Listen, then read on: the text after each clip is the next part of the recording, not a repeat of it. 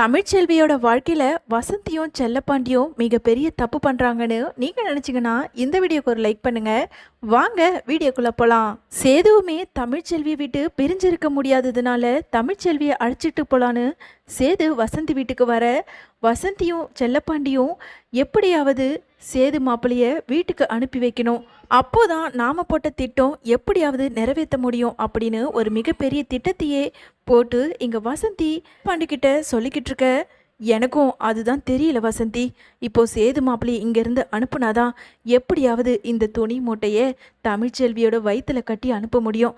இல்லைனா கண்டிப்பாக தமிழ்ச்செல்வி அந்த வீட்டுக்கு போனால் இவ்வளோ நாள் ஆகியும் வயிறு பெருசாகலையேன்னு சொல்லிட்டு மறுபடியும் தமிழ்ச்செல்விக்கு பிரச்சனையை தான் உருவாக்குவாங்க.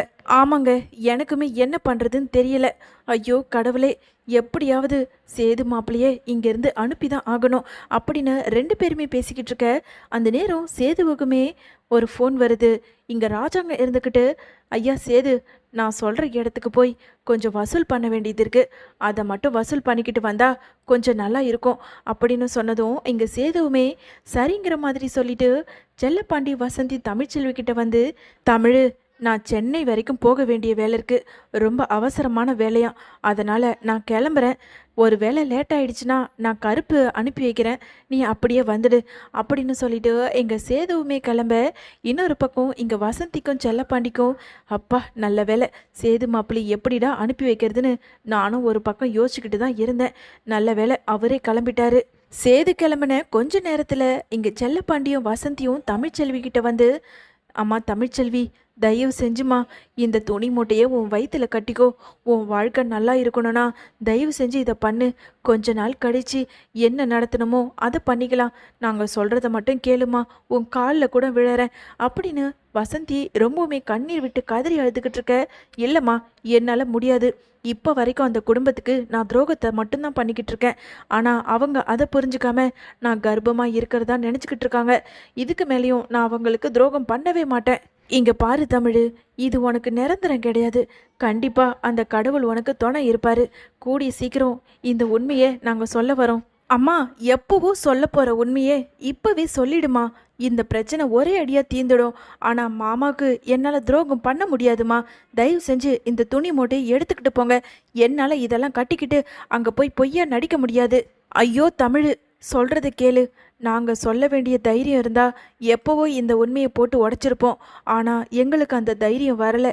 நான் கெஞ்சி கேட்டுக்கிறேன்டி, மாப்பிள்ளை இன்னும் கொஞ்ச நேரத்தில் கருப்பை அனுப்பி வைக்கிறேன்னு சொல்லியிருக்காரு, கண்டிப்பாக கருப்பு வந்தானா அதுக்கு முன்னாடி நீ இந்த துணி மூட்டையை கட்டிக்கணும், அப்படி அவர் வந்த பிறகு இதெல்லாம் பண்ணிக்கிட்டு இருக்க முடியாது, உங்ககிட்ட கெஞ்சி கேட்டுக்கிறேன் அப்படின்னு ரொம்பவுமே கதறி அழுதுகிட்டே வசந்தி தமிழ்ச்செல்வியோட காலில் விழுந்து அழ.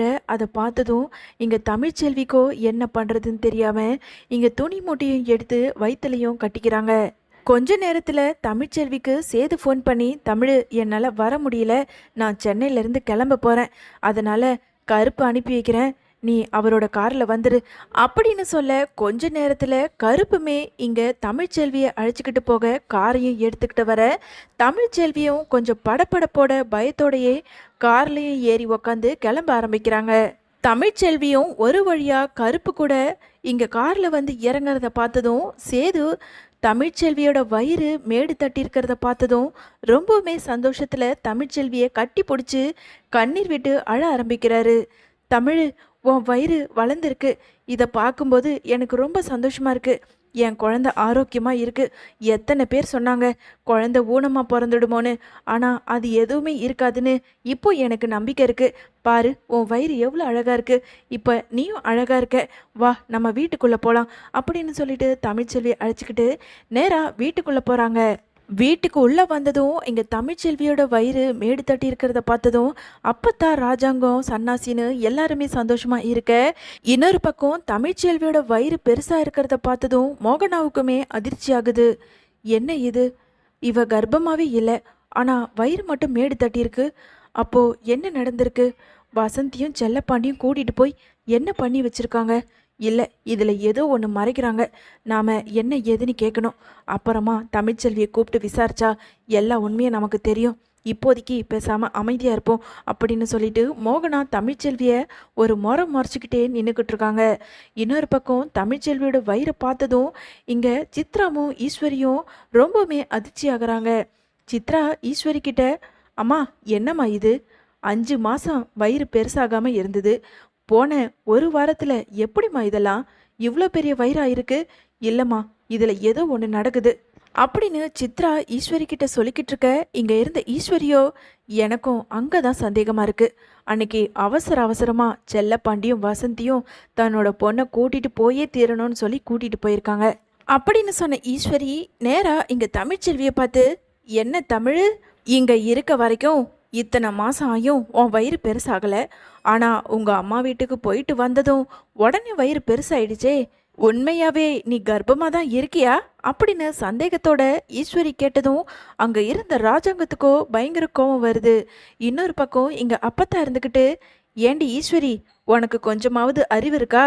தமிழ்ச்செல்வியோட வயிறு வளரலன்னு வளராத வரைக்கும் சொல்லிக்கிட்டு இருந்த, இப்போ வளர்ந்து ஆரோக்கியமாக குழந்தை இருக்க நேரத்தில் அவ கர்ப்பமா இருக்காளா இல்லையான்ற மாதிரில கேட்டுக்கிட்டு இருக்க. சிலருக்கு 8 மாதம் ஆனாலும் வயிறு தெரியாது. அதே மாதிரி தான் தமிழ்ச்செல்வி அவங்க அம்மா வீட்டுக்கு போய் நல்லா சாப்பிட்டு குழந்தைய ஆரோக்கியமாக வளர்த்துருப்பா. இப்போ நல்லா வளர்ந்துருக்கு, வயிறும் மேடு தட்டு இருக்கு. இப்போ நமக்கு சந்தோஷம் தானே. அதை விட்டுட்டு சந்தோஷப்படுறதை விட்டுட்டு எதுக்காக இப்படி 1க்கு 2 கலகம் மூட்டி குடும்பத்துக்குள்ள பிரச்சனை வர மாதிரி பண்ற? நீ பிரச்சனை பண்றதும் இல்லாம தமிழ்ச்செல்வி பாவம் அவளோட முகமே மாறி போயிடுச்சு. பேசாம ரூமுக்கு போ. ஏயா சேது, தமிழ்ச்செல்விய ரூமுக்கு கூட்டிட்டு போயா, பாவம் ரொம்ப களைப்பா இருக்கா அப்படின்னு அப்பத்தாவும் சொல்லிடுறாங்க. ரூமுக்கு வந்த சித்ரா ஈஸ்வரியும் பேசிக்கிட்டு இருக்காங்க. இல்ல சித்ரா, இதை நாம இப்படியே சும்மா விடக்கூடாது. அது எப்படி கொஞ்ச நாள்ல வயிறு இவ்வளோ பெருசாயிருக்கும்? எனக்கு சந்தேகமா இருக்கு. இந்த சந்தேகத்தை நாம தீர்த்தே தீரணும். என்னம்மா, எனக்குமே குழப்பமா இருக்குமா. ஒருவேளை அவ உண்மையாவே கர்ப்பமா தான் இருக்காளா? அப்பத்தான் சொல்ற மாதிரி அவ வயிறு இப்போ பெருசா இருக்கலாம்ல. இல்லை, எனக்கு அதில் நம்பிக்கையே கிடையாது. அம்மா, நீ நம்பிக்கை கிடையாதுன்னு சொல்கிற, அப்போ எப்படி தான் இதை நாம் நிரூபிக்கிறது? இதை நிரூபிக்கணும்னா அவள் ஏற்கனவே ஸ்கேனுக்கு போயிருந்தால அந்த ஹாஸ்பிட்டல் போய் கேட்டோன்னா கண்டிப்பாக இதிலிருந்து உண்மை வெளியே வரும். ஆமாம்மா, நீ சொல்கிறதும் எனக்கு சந்தேகமாக தான் இருக்குது.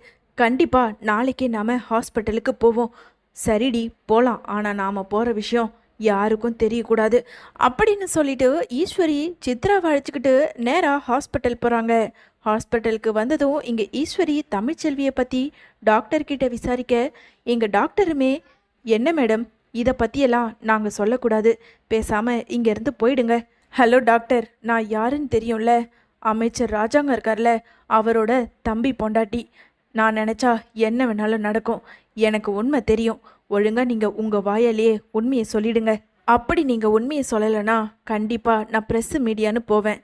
அதுக்கப்புறம் என்ன நடக்கணும் உங்களுக்கே தெரியும் அப்படின்னு ஈஸ்வரி மிரட்ட, உடனே அங்கே இருந்த டாக்டருமே, ஐயோ மேடம், அப்படியெல்லாம் போயிடாதீங்க. அன்னைக்கு ஸ்கேன் பண்ணது வேறு ஒருத்தரோட குழந்தை. அந்த குழந்தையோட ஸ்கேனை தான் தமிழ்ச்செல்வி உங்ககிட்ட காட்ட சொன்னாங்க. ஆக்சுவலாக அன்னைக்கு ஸ்கேன் எடுக்கிற நேரத்தில் நான் கர்ப்பமாக இல்லைன்னு தமிழ்ச்செல்வி அழுதாங்க. அப்போது அவங்க கூட அவங்க மாமியார் மோகனான்னு நினைக்கிறேன், அவங்க தான் சொல்லியிருந்தாங்க, தமிழ்ச்செல்வி கர்ப்பமாக இல்லை, இந்த விஷயம் வீட்டில் தெரிஞ்சால் பெரிய பிரச்சனையாயிடும், நீங்கள் தான் ஹெல்ப் பண்ணணும்னு கேட்டாங்க. நான் ஏதோ அந்த பொண்ணுக்காக ஹெல்ப் பண்ணேன். ஆனால் எவ்வளோ பெரிய பிரச்சனையாகும்னு எனக்கு தெரியாது.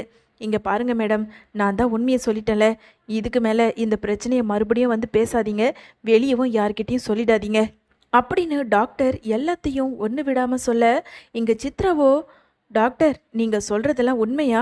ஆமாம், நான் சொல்கிறதெல்லாம் உண்மைதான். வேணும்னா நீங்கள் தமிழ்ச்செல்வியை தனியாக கூப்பிட்டு பேசுங்க, அவங்க நடந்த எல்லாத்தையும் உங்ககிட்ட ஷேர் பண்ணுவாங்க.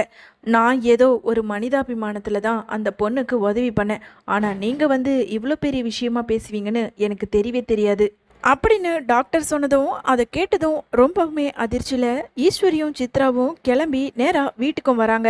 ஈஸ்வரியும் சித்ராவும் வீட்டுக்கு வர்றதை பார்த்ததும் அங்கே மோகனா இருந்துக்கிட்டு, ஏன் ஈஸ்வரி எங்கே போன, ரொம்ப நேரமாக ஆளை காணோம், உன்னை நானும் தேடிக்கிட்டு தான் இருக்கேன். உடனே ஈஸ்வரி இருந்துக்கிட்டு, அதுவாக்கா, எல்லாம் ஒரு முக்கியமான காரியத்தை விசாரிக்கிறதுக்காக தான் நான் போயிருந்தேன்.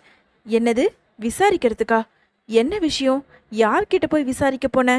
எல்லாம் நம்ம வீட்டில் வாரிசு வரப்போறதா அந்த தமிழ்ச்செல்வி நாடகம் ஆடிக்கிட்டு இருக்கே, அதை பற்றி தான் டாக்டர் கிட்ட போய் விசாரிச்சுட்டு வரேன். எல்லா உண்மையும் எங்களுக்கு தெரிஞ்சிடுச்சு.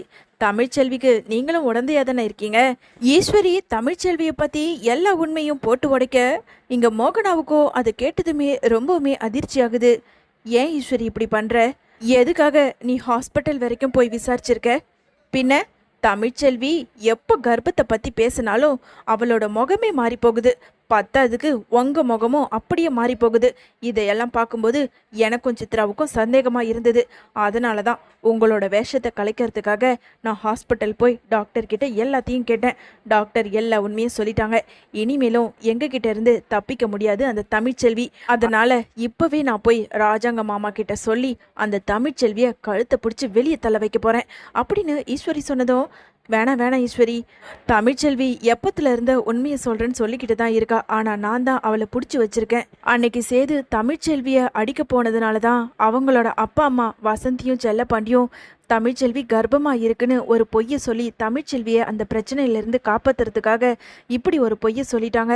அது மேலே மேலே மறைக்கிறதுனால தான் நான் அவளுக்கு உடந்தையா போனேன். உடனே அங்கே இருந்த சித்ரா இருந்துக்கிட்டு, அம்மா அந்த தாமரை எவ்வளோ பெரிய தப்பு பண்ணதுனால வீட்டை விட்டு துரத்தி விட்டாங்கல்ல, அதே மாதிரி இந்த தமிழ்ச்செல்வியும் இனிமே வீட்டு உள்ளேயே இருக்கக்கூடாதுமா. பெரியமா, தாமரைக்கு ஒரு நியாயம், என் தம்பி போஸுக்கு ஒரு நியாயம், உங்க மருமக தமிழ்ச்செல்விக்கு ஒரு நியாயமா? எல்லாருக்கும் ஒரே நியாயமா தான் இருக்கணும். அம்மா, இதை நம்ம சும்மா விடக்கூடாது. இப்போவே ராஜாங்க பெரியப்பா கிட்ட போய் சொல்லி அந்த தமிழ்ச்செல்வியை கழுத்து பிடிச்சி வெளியே தள்ளுற மாதிரி நம்ம பண்ணியே தீரணும். அன்னைக்கு பணம் கேட்கும்போது அவ ஒரு வேலைக்காரி, எனக்கு பணத்தை கொடுக்கறதுக்கு கூட காரணத்தை கேட்டு தான் கொடுப்பேன்னு சொல்லிட்டு என்னையே அவமானப்படுத்தி பேசுகிறாமா. அவளை நம்ம சும்மாவே விடக்கூடாதுமா. நீ வாமா, பெரியம்மா இருக்காங்க, அவங்க தமிழ்ச்செல்வி பக்கம்தான் பேசுவாங்க. நாம் அப்படி இருக்கக்கூடாது. எல்லாருக்கும் ஒரே நியாயமாக இருக்கணும். அந்த தமிழ்ச்செல்வி பண்ண தப்புக்கு தண்டனையை அனுபவிச்சு தான் ஆகணும். எல்லாரையும் தான் கர்ப்பமாக இருக்கிறதா சொல்லி எப்படியெல்லாம் ஏமாத்திக்கிட்டு இருக்கு. பத்தாதுக்கு திடீர்னு வயிறு பெருசாயிருக்கு. அப்போது அந்த வயிற்றுக்குள்ளே ஏதாவது துணியை தான் கட்டி வச்சிருக்கணும். அதனால தான் அவங்க அப்பா அம்மா வந்து தமிழ்ச்செல்வியை அப்படியே கூட்டிகிட்டு போய் இந்த மாதிரி அனுப்பியிருக்காங்க. இப்போவே போய் தமிழ்ச்செல்வியோட முகத்திரையே கிழிக்கணும். நீ வாமா அப்படின்னு சொல்லிட்டு சித்ரா ஈஸ்வரியை கூட்டிகிட்டு வேக வேகமாக உள்ளே போகிறாங்க.